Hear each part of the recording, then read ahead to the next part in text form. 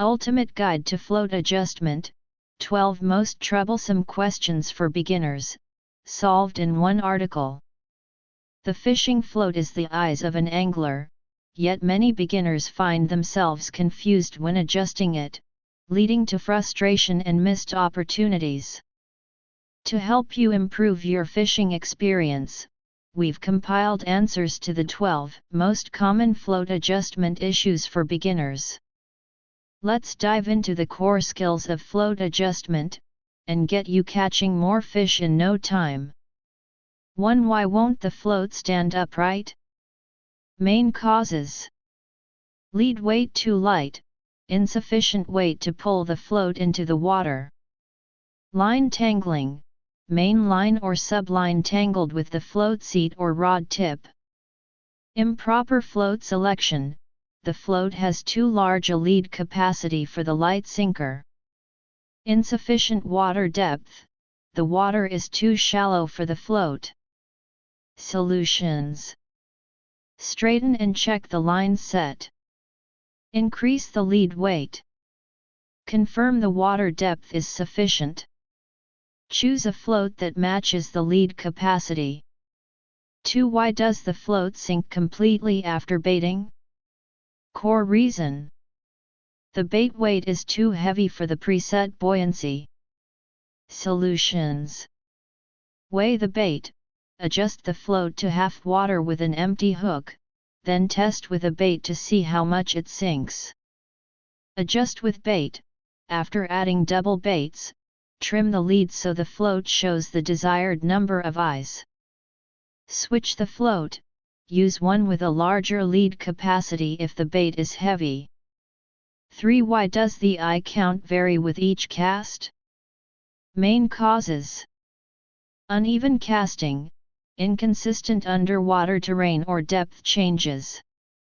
Wind line pressing, the line sometimes presses into the water unevenly.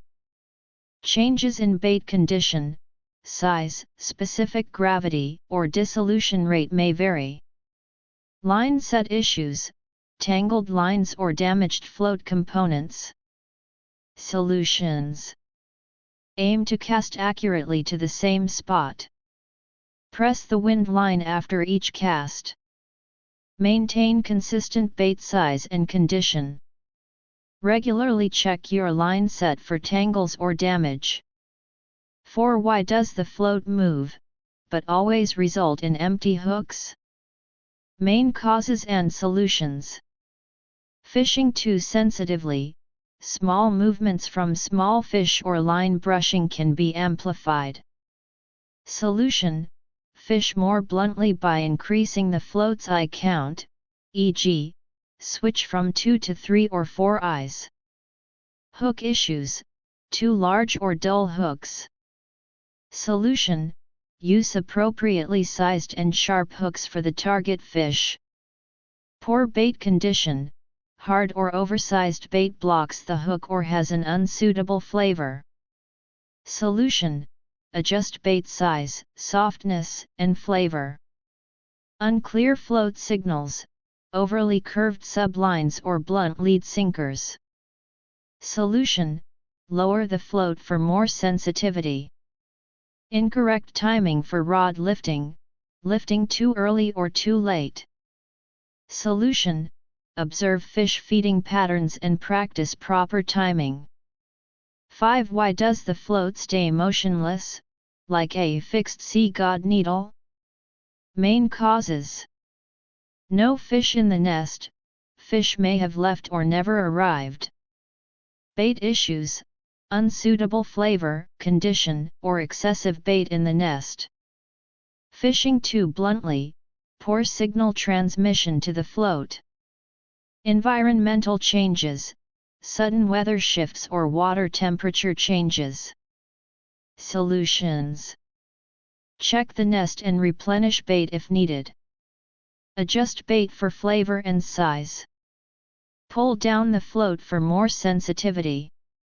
Be aware of environmental conditions and adapt.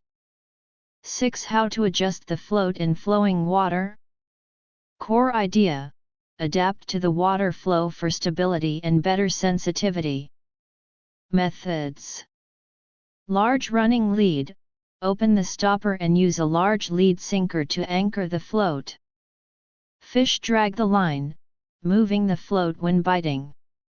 Small running lead, a smaller lead sinker for more sensitivity.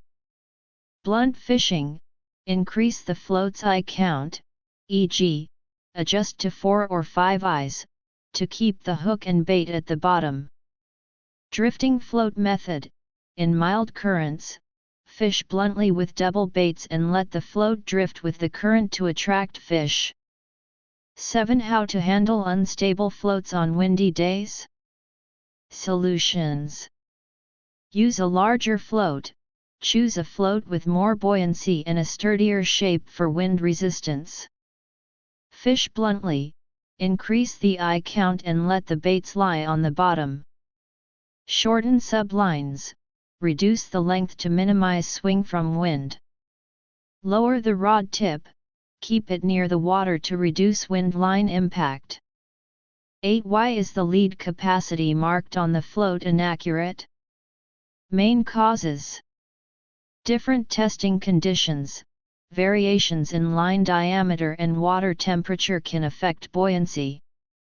Paint impact, the coating on the float can slightly increase weight, lowering actual buoyancy. Manufacturing errors, there might be small discrepancies in the weight capacity. Recommendation: the marked value is just a reference. Always adjust the lead in half water to ensure accuracy, and test at home if needed. 9. Why does the adjustment eye count change while fishing?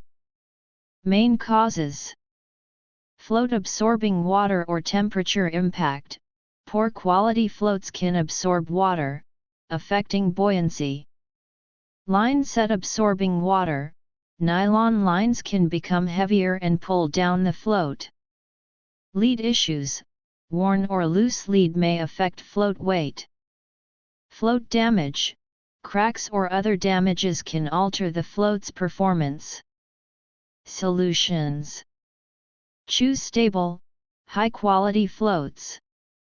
Pre-soak new floats to avoid water absorption.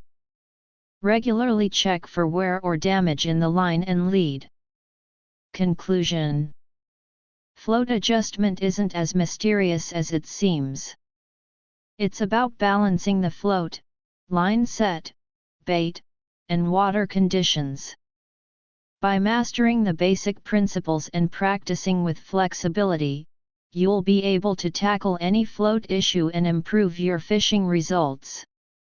About the author: I'm a self-media blogger passionate about fishing and sharing tips. Follow me to exchange fishing skills and discuss all aspects of wild fishing. Like, save, and follow to never miss the next update.